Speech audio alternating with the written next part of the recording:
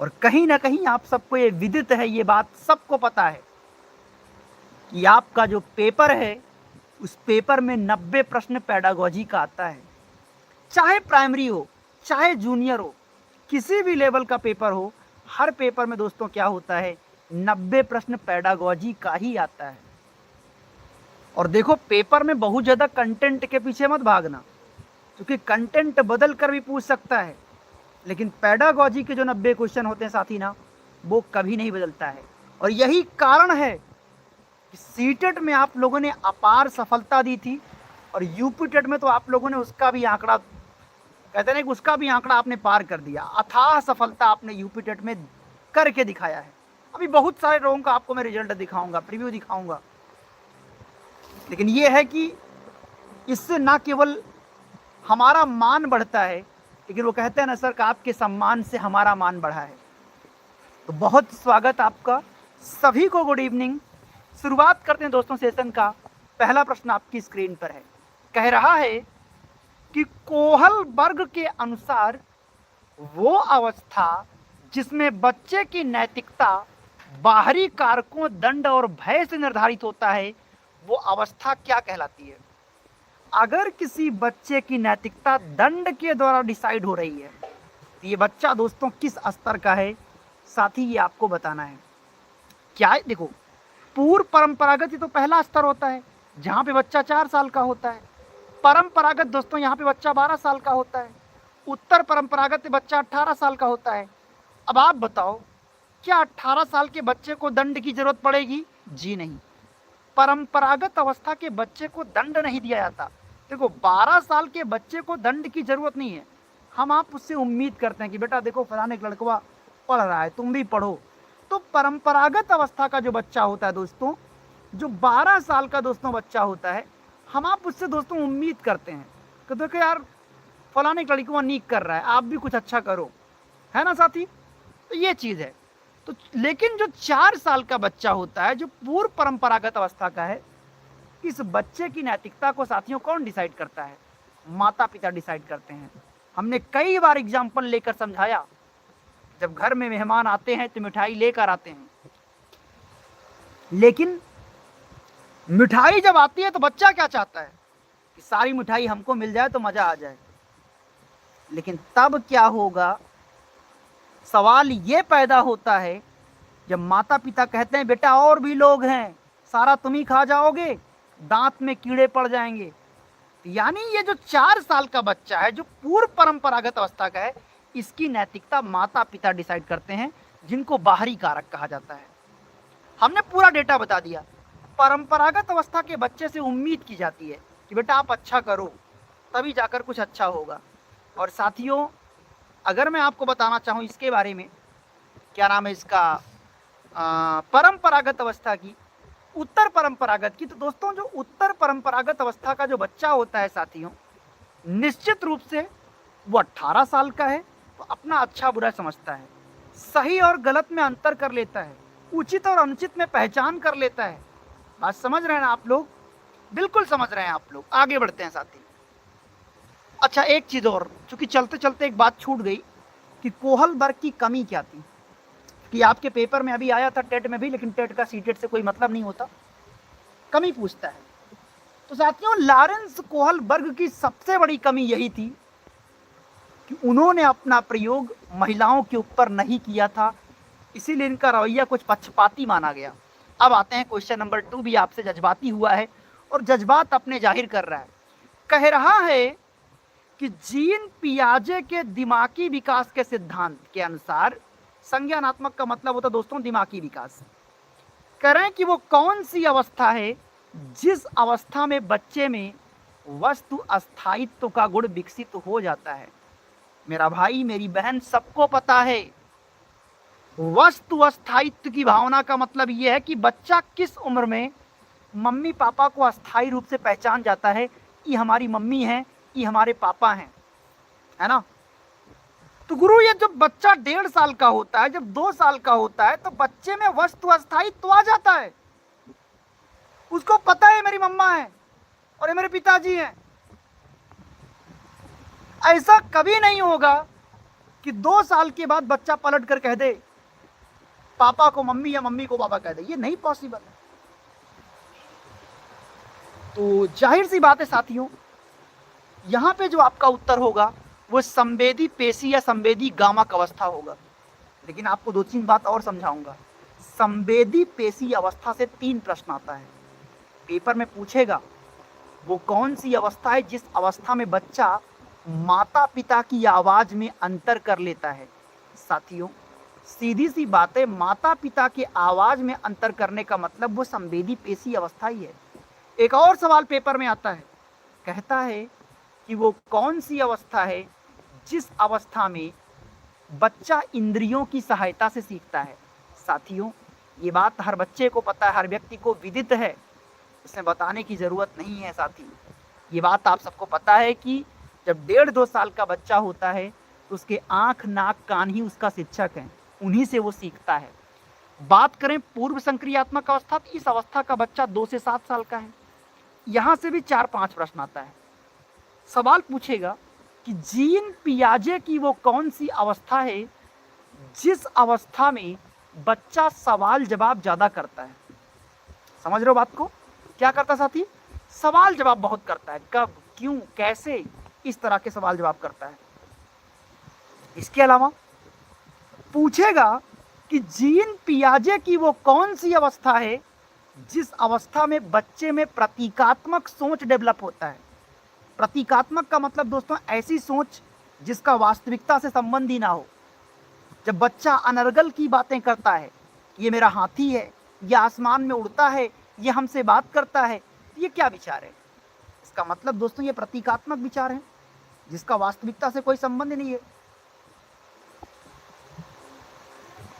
देखो मेरे भाई, आपका जो रिजल्ट आया है 102 नंबर, बहुत अच्छा रिजल्ट है। गूगल से मिलाए हो, जहां से मिलाए हो ठीक है, कोई दिक्कत ना है।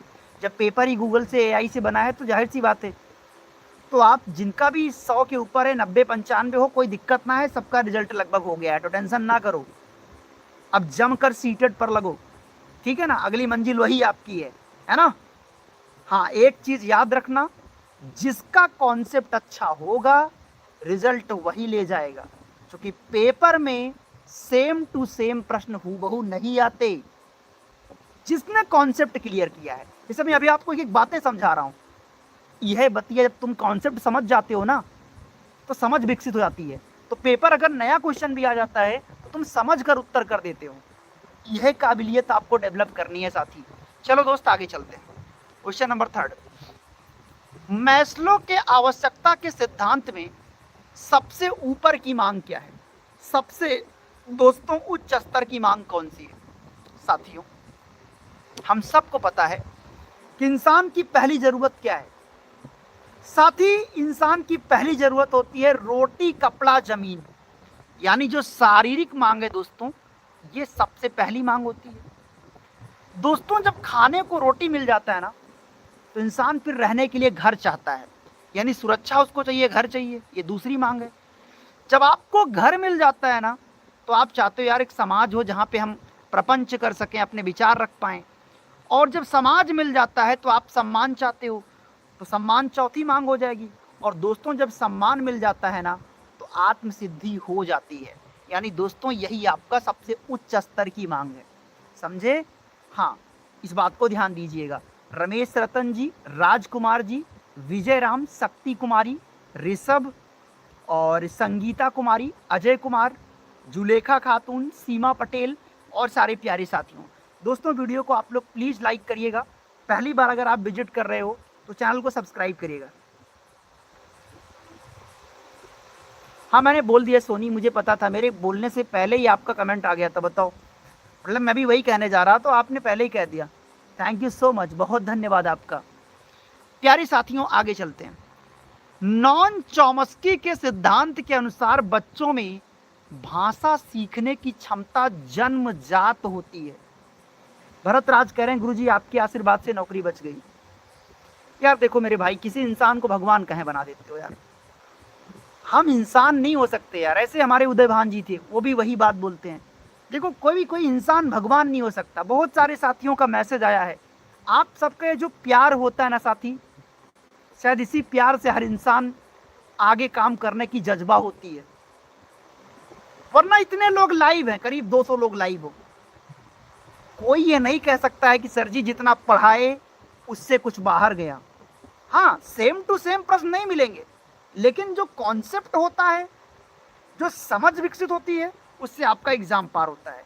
लेकिन वहां भी सबसे बड़ा रोल साथी आपका होता है, क्योंकि आपने मेहनत की तो आपकी जॉब बची।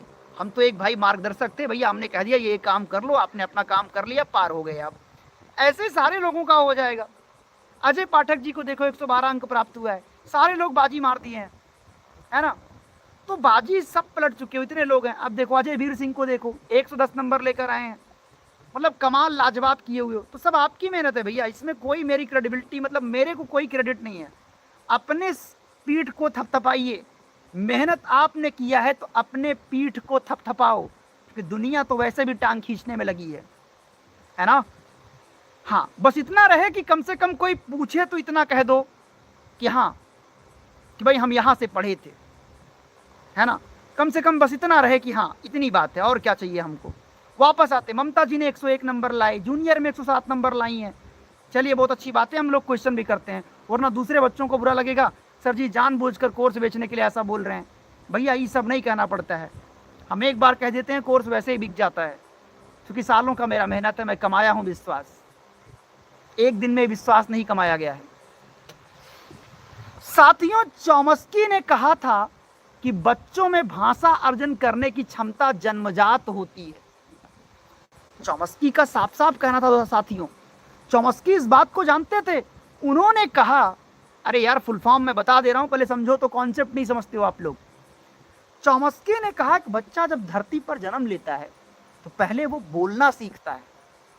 या रोता है तो क्या रोना एक भाषा नहीं है क्या? क्या रोना एक भाषा नहीं है क्या? अरे रोना भी इस बात का संकेत है, यार बच्चे को भूख लगी है या कुछ तकलीफ है बच्चे को। ये था चॉम्स्की का LLD, मतलब लैंग्वेज लर्निंग डिवाइस। ये गलत है पहला वाला नहीं दोस्तों, ये होगा लैंग्वेज एक्सक्वाइजेशन डिवाइस, ऑप्शन सी इसका होगा। यानी भाषा अर्जित करने की क्षमता बच्चों में जन्मजात होती है ना साथी। आगे चलते हैं। मतलब कि वाइगोत्स्की ने क्या कहा था?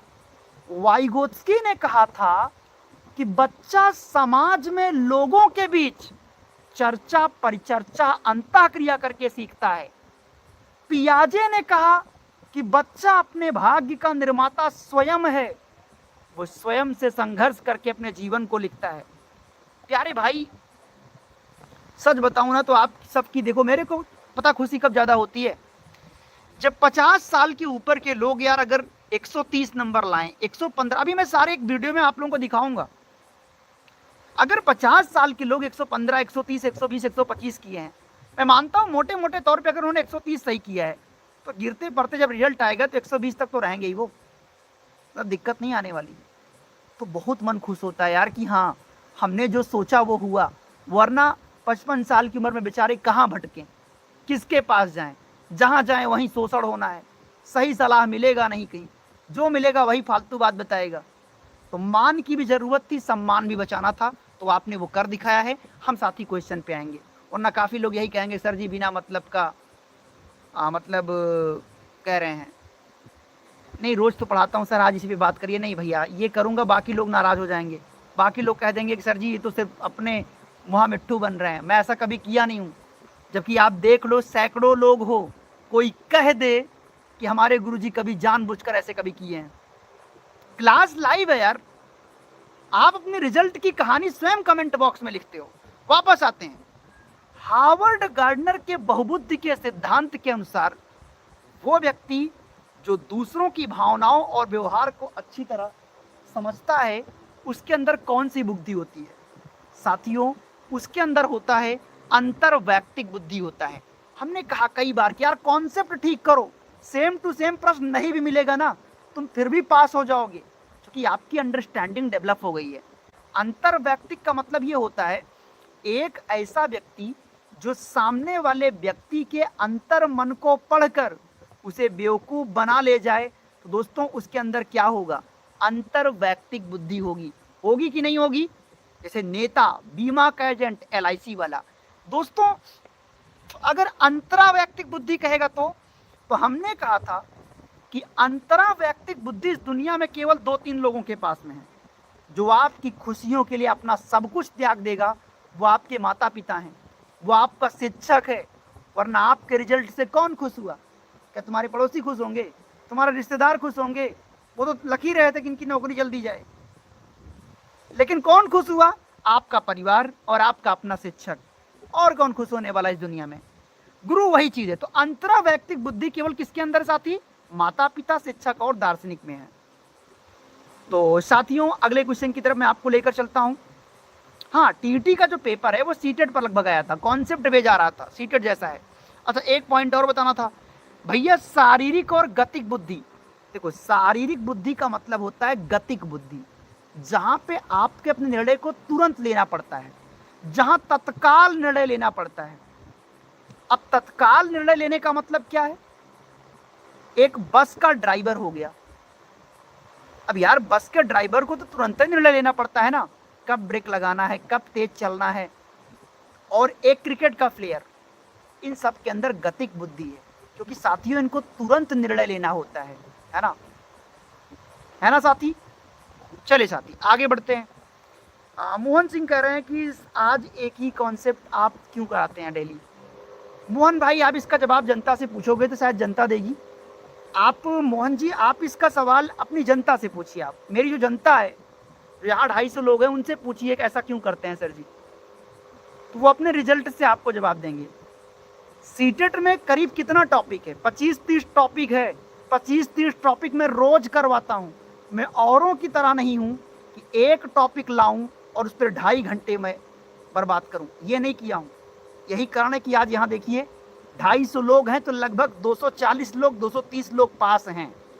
आगे बढ़ते हैं साथी। स्पीयरमैन के बुद्धि के सिद्धांत के अनुसार जी कारक का अर्थ क्या होता है? साथियों, आपको पता है कि स्पीयरमैन ने बुद्धि का द्विकारक, और जब मैं ये बात लाइव बोलता हूं, ये कोई रिकॉर्डेड क्लास नहीं है।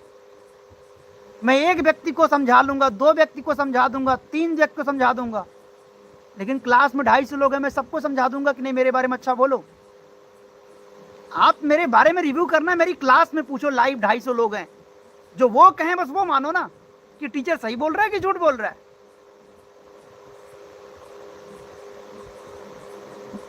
चलो साथी, तो अब सुनिए स्पीयरमैन के बारे में कहानी सुनो। संदीप यादव जी, बहुत धन्यवाद भाई आपका।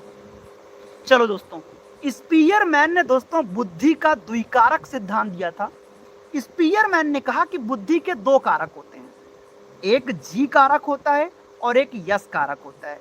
जी कारक का मतलब होता है दोस्तों जनरल बुद्धि, मतलब सामान्य बुद्धि, जो हर व्यक्ति के अंदर है। वो कहे कि धरती पे हर व्यक्ति के पास सामान्य बुद्धि है। लेकिन जो यस कारक है, जो स्पेसिफिक इंटेलिजेंस है, जो विशेष बुद्धि है, वो हर व्यक्ति के अंदर नहीं होता। हर व्यक्ति नेता, प्रधानमंत्री, डॉक्टर नहीं बन सकता है, वो वातावरण पर निर्भर करता है। तो हमसे जी कारक पूछा तो उत्तर होगा ऑप्शन नंबर बी, सामान्य मानसिक क्षमता, जो सभी कार्यों में निहित होता है, जो हर व्यक्ति के अंदर होता है ना साथी? चलो दोस्तों, और साथी देखो, हमारा टॉपिक ये रहता है कि मैं सीटेट में कुल मिलाकर 25 से 30 टॉपिक रहता है, 22-25 टॉपिक मेन है।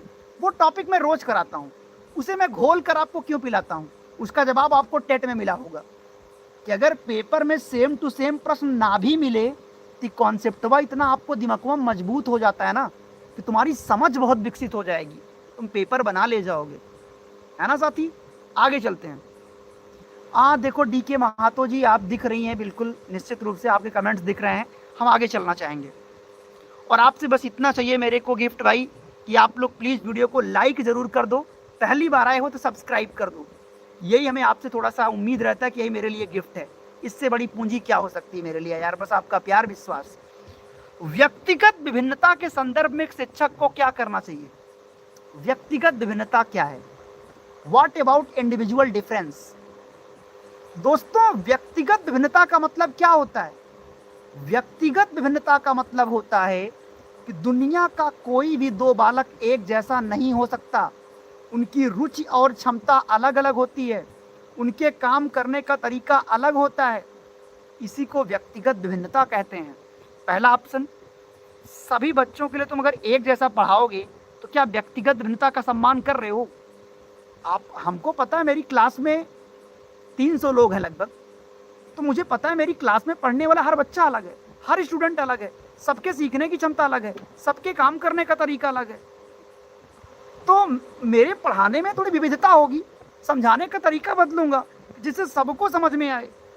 सेकंड ऑप्शन, विभिन्न प्रकार की शिक्षण विधियों और मूल्यांकन का प्रयोग करूंगा जिससे सबको समझा पाऊं। तीसरा विकल्प कहता है मेधावी छात्रों पर ध्यान देना। साथ ही जब आप मेधावी छात्र का नाम लेते हो तो जो सामान्य बच्चा है या प्रतिभाशाली उसका अपमान हो जाता है, दिव्यांग का अपमान होता है, सामान्य बच्चे का अपमान होता है।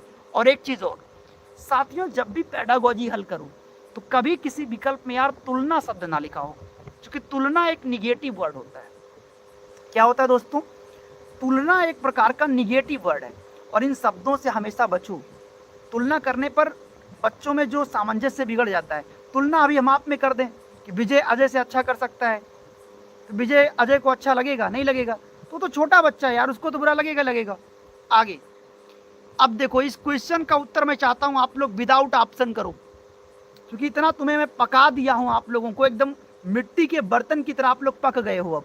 अब इसको करो आप लोग। जीन पियाजे के अनुसार जब एक बच्चा पुरानी जानकारी में नई जानकारी को शामिल करता है बिना कोई बदलाव किए, तो इसको क्या कहते हैं? साथी से क्या कहते हैं बताओ? बिना कोई बदलाव के। साथी, बिना कोई बदलाव के अगर आपने कर लिया तो इसको समावेशन कहते हैं, समायोजन नहीं कहते हैं। भैया ध्यान पूर्वक नहीं देखे, उत्तर गलत कर दिया आपने। कुछ लोगों ने, बाकी का तो सही है। नहीं बच्चा मेरे भाई, आत्मसातीकरण अलग होता है, मैं समझाऊंगा अभी। आत्मसातीकरण अलग चीज है, वो मैं अभी पढ़ाऊंगा। पहले हम लोग वापस आते हैं, समझते हैं समायोजन और समावेशन में क्या फर्क है। समायोजन उत्तर तब माना जाता है जब पुरानी जानकारी के द्वारा नई जानकारी में बदलाव किया जाए। जैसे मान लो आप पियाजे के बारे में पहले से आप कुछ जानते थे, आप जैसे पियाजे के बारे में पहले से कुछ जानते थे, आज जब मैं पियाजे के बारे में कुछ नया ज्ञान बताया तो आपने अपने पुरानी जानकारी में बदलाव किया मेरे इस नए ज्ञान के द्वारा, तो उसको समायोजन कहते हैं। लेकिन अगर आप पियाजे के बारे में पहले से कुछ जानते थे और जब मैंने आज पढ़ाया तो आपने क्या किया, पुरानी जानकारी में मेरी इस नई जानकारी को आपने मिला लिया, तो इसको समावेशन कहते हैं, है ना। उमाकांत मिश्रा जी कह रहे हैं पेपर 1 में 120 नंबर है और पेपर 2 में 100 नंबर है। क्या बात है भाई, अब झंडा गाड़ दियो यार, झंडा गाड़ दियो यार, तुम्हारी तरफ से तो रसगुल्ला होना चाहिए, है कि नहीं। असली रिजल्ट भी आने दीजिए, तुम लोगों से मिठाई तो हम लेंगे ही लेंगे, है ना, जबरन मिठाई लिया जाएगा, लेकिन रिजल्ट का पहले असली रिजल्ट आने दीजिए।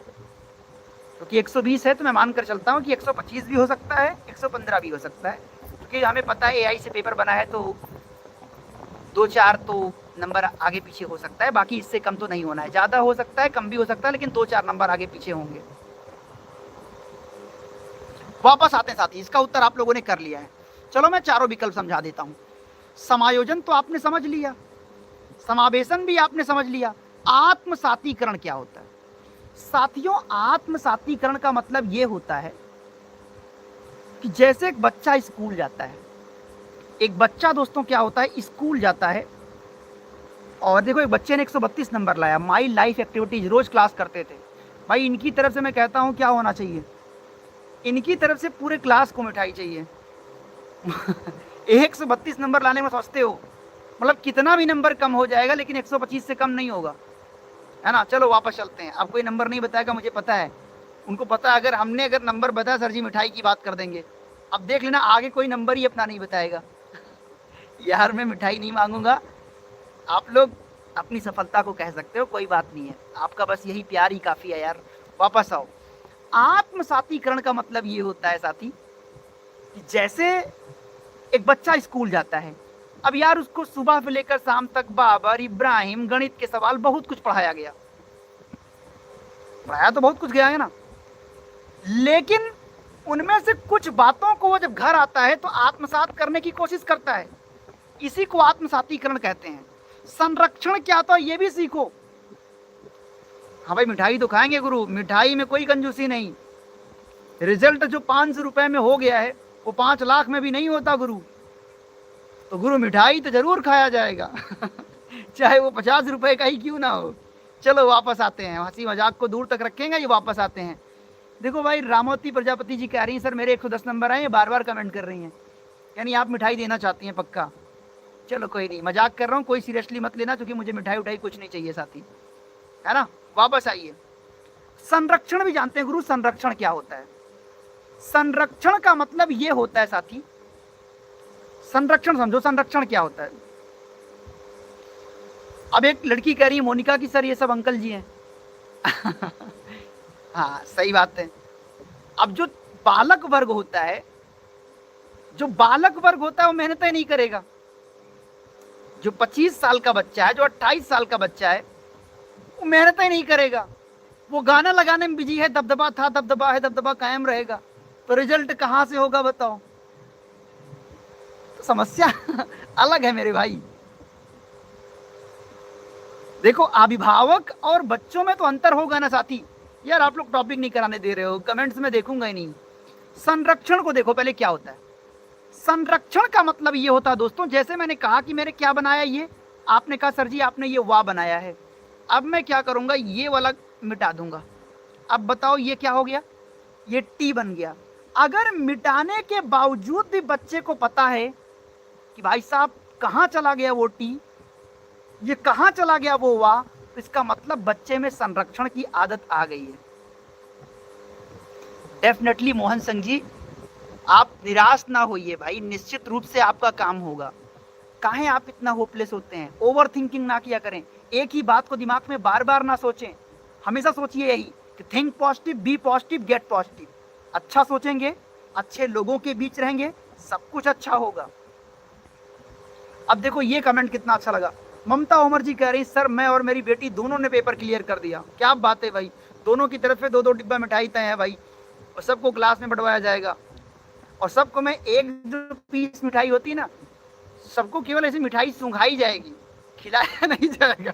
वो जो मीठा होता है ना, मीठा ऐसे मुंह के पास लगा के केवल से सूंघा दिया जाएगा, बाकी मिठाई सारा मैं लूंगा। चलिए आते हैं वापस। अच्छा लड़का अच्छी लड़की अवस्था।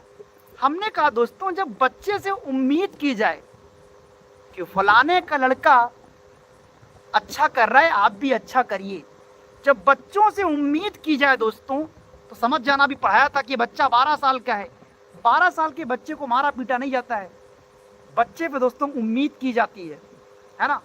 बच्चों से उम्मीद की जाती है कि फलाने का लड़का अच्छा हो गया है आप भी अच्छा करो, तुम लोगों ने रट रखा है परंपरागत स्तर।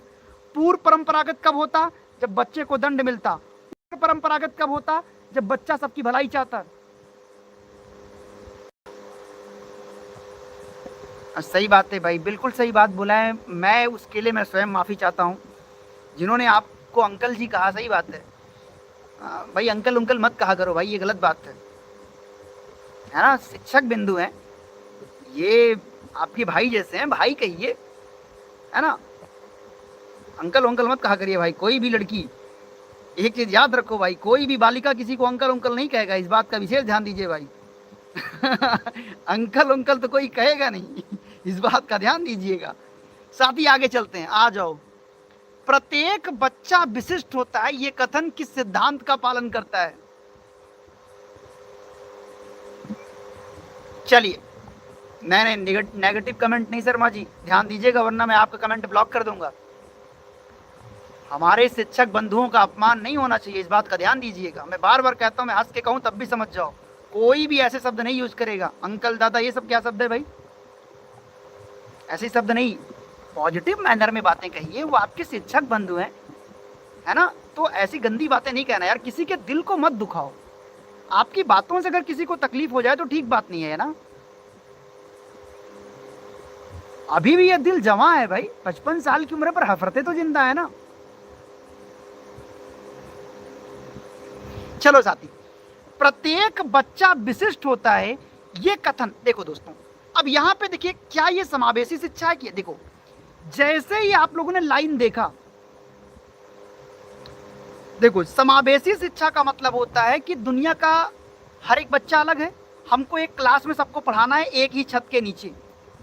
लेकिन प्रत्येक बच्चा विशिष्ट होता है, ये व्यक्तिगत विभिन्नता को दर्शाता है। अभी थोड़ी देर पहले हमने पढ़ाया था, है ना साथी? चलो अच्छी बात है स्नेहलता जी, आप दोनों पति पत्नी का रिजल्ट हो गया, बहुत अच्छी बात है।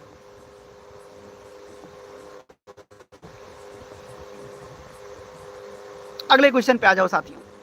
नहीं कोई भी देखो पेपर, अच्छा ये बताओ दोस्तों, एक बात मैं आपसे पूछूंगा, अभी नहीं पूछूंगा, दो पूछूंगा आप लोगों से, अपने शिक्षक बंधुओं से भी पूछूंगा और हमारे जो युवा पीढ़ी के बालक हैं उनसे भी पूछूंगा मैं, लेकिन पहले क्वेश्चन हो जाए। कोहलबर्ग के सिद्धांत के अनुसार किस स्तर पर नैतिक निर्णय सामाजिक अनुबंध और व्यक्तिगत अधिकारों के बीच संतुलन करता है? जब सामाजिक अनुबंध लिखा होता है तुम तुरंत ही समझ जाओ सामाजिक अनुबंध का मतलब क्या है। सामाजिक अनुबंध का क्या मतलब होता है? हमने इसके एक मुहावरा दिया था कि चोर चोर मौसेरे भाई, तुमने भी चोरी किया है, अरे हमने भी चोरी किया है, तो पुलिस के पास क्यों चलें? जब मैं यही कहानियां समझाता था तो कुछ बच्चे कहते थे कि सर जी तुरंत आगे बढ़िए, अगला क्वेश्चन कराइए। भैया पेपर में जो होता है ना, यही आपका कॉन्सेप्ट ही काम करेगा जो कहानी समझाता हूं। पेपर में सेम प्रश्न नहीं आएगा तो जो समझ विकसित कर लेते हो ना, यही तुम्हारी पूंजी है, यही रिजल्ट बना देता है। तो सामाजिक अनुबंध का मतलब क्या है कि देखो बहन, तुमने भी टीवी देखा है, हमने भी मोबाइल चलाई है, तो मम्मी से क्यों बताएं, यही सामाजिक अनुबंध है। तो ये दोस्तों आता है, ये ऑप्शन बी वाला आपका है, अवस्था नंबर 5 में जाता है ये, है ना साथी? आगे बढ़ते हैं दोस्तों नेक्स्ट क्वेश्चन की तरफ। प्यारे भाइयों, सूचना उन दोस्तों के लिए है, आवश्यक सूचना जो लोग सीटेट तैयारी करना चाहते हैं, पहली बार में रिजल्ट लेना चाहते हैं, तो आपके लिए आवश्यक सूचना है। यूपी टेट तो आपने कर दिया, अब बारी सीटेट की है, कैसे किया जाए। साथियों सीटेट पास करने के लिए मैं फिर वही कहता हूं, मेरा एक ही मूल मंत्र है और वही मूल मंत्र फिर कहूंगा, ना कोई बैच खरीदना है 1000-1500 का, और ना कोई किताब खरीदना है, फालतू मत इकट्ठा करना, कुछ मत करिए सब फालतू चीज। सीधी सी बात है, सीटेट में 150 प्रश्न आएगा, 90 प्रश्न की पेडागोजी आएगी। पेडागोजी पर अपना पूरा कमांड करो, यही आपको जिताएगा। बचेगा 60 नंबर टॉपिक का, तो टॉपिक डिसाइड करके पढ़ना है, क्या पढ़ना है, क्या छोड़ना है, कौन सा हमारे काम का है, और इतनी बढ़िया समझ विकसित करो कि पेपर कितना भी कठिन आए लेकिन आपका उत्तर नहीं गलत होगा, है ना? प्यारे भाइयों, ये नोट्स जो होता है केवल 150 पेज का है। कहने में लगता है कि बहुत कम है, लेकिन फिर वही चीज है कि आपको 90 पेज में पूरा पेडागोजी अगर कोई ढंग से कवर कर दिया तो पूरा मानकर चलो कि गुरु 105 110 तक पार कर जाओगे। कैसे मिलेगा? नीचे नंबर है 9653050981 पे कॉल या व्हाट्सएप मैसेज करके परचेज कर पाओगे। हाँ, आज ऑफर भी चल रहा है साथियों। आपको पता है चूंकि मेरी फीस थोड़ी महंगी है, क्योंकि रिजल्ट हम देते हैं, इसकी फीस दोस्तों पड़ता है 999, लेकिन जो स्टूडेंट इसको आज परचेज कर रहे हैं उन्हें मिल रहा है मात्र 499 रुपए में। करना कुछ नहीं है, सीधा व्हाट्सएप मैसेज करेंगे या आप कॉल कर लीजिएगा, बस परचेज हो जाएगा, मिल जाएगा आपको ये। आगे बढ़ते हैं साथियों अगले क्वेश्चन पे। क्लास अभी कहाँ खत्म हो गया यार? जानकारी बताने का मतलब ये थोड़ी होता है कि क्लास खत्म हो गई, अभी क्लास में क्वेश्चन होने हैं, बहुत सारे क्वेश्चन हैं। अब एक और लंबा क्वेश्चन आया साथी, जब तक मैं आप लोगों को थोड़ा सा जानकारी बताता हूं तब तक वीडियो लाइक कर लिया करो, है ना? आ जाओ। पियाजे के अनुसार संज्ञानात्मक संतुलन की प्रक्रिया में विभेद और एकीकरण का उपयोग। अब देखो कॉन्सेप्ट समझो, तुम विकल्प मत खोजो, पहले मैं आपको समझाऊंगा ना कि संज्ञानात्मक संतुलन क्या है, विभेद क्या है, एकीकरण क्या है, तब विकल्प अपने आप चुन लोगे। गुरु, संज्ञानात्मक संतुलन क्या होता है? मैंने कहा दोस्तों सुबह से लेकर शाम तक, शाम से लेकर रात तक मुझे प्यार करो। मैं गाना गाने की नहीं बात कर रहा हूं, सुबह से लेकर शाम तक, शाम से लेकर रात तक बहुत सारी बातें हमारे आपके कानों तक आती हैं। उनमें से जो बातें आपके विचारों को भाती हैं उससे तो आप संतुलित रहते हो, लेकिन जो बात दोस्तों आपके विचारों को नहीं भाता आप उससे संतुलित नहीं रहते हो। तो अगर जो कानों तक बात आई, विचार मिल गए तो संज्ञानात्मक संतुलन, और अगर बात मिला तो दोस्तों क्या हो जाता है? वही साथियों, वही असंतुलन हो जाता है। बात समझिए आप लोग? कोई दिक्कत परेशानी मुझे बताइएगा तुरंत, जरा भी दिक्कत हो तो बता दीजिएगा। अब विभेद क्या होता है? विभेद का मतलब दोस्तों ये होता है, भेद मतलब होता है भेदभाव, और बी मतलब बिना भेदभाव के। एकीकरण का मतलब होता है एक ऐसा व्यक्ति जिसके चारों तरफ समस्याओं का समाधान हो। जैसे पर्यावरण एक विषय है, ये एकीकृत होता है। अब तुम्हें लगेगा एकीकृत का मतलब कुछ एक होता है, नहीं साथी। एकीकृत का मतलब ये होता है कि जिसके चारों तरफ समस्याओं का समाधान हो, है ना। तो बात को साथी समझिएगा आप लोग। तो मेन चीज क्या होगा प्यारे भाई, आप सबको पता है कि एक ऐसा व्यक्ति जिसके चारों तरफ समस्याओं का समाधान हो, उसको एकीकरण कहते हैं। अब आओ उत्तर पे। पर्यावरण के साथ अनुकूलन बिल्कुल सही। संवेदी अंगों को प्रशिक्षित करना कोई सेंस नहीं। समाज के अंतःक्रिया का यहाँ कोई रोल नहीं। व्यवहार को दंड, यहाँ कोई भाव नहीं। ऑप्शन नंबर ए बिल्कुल सही।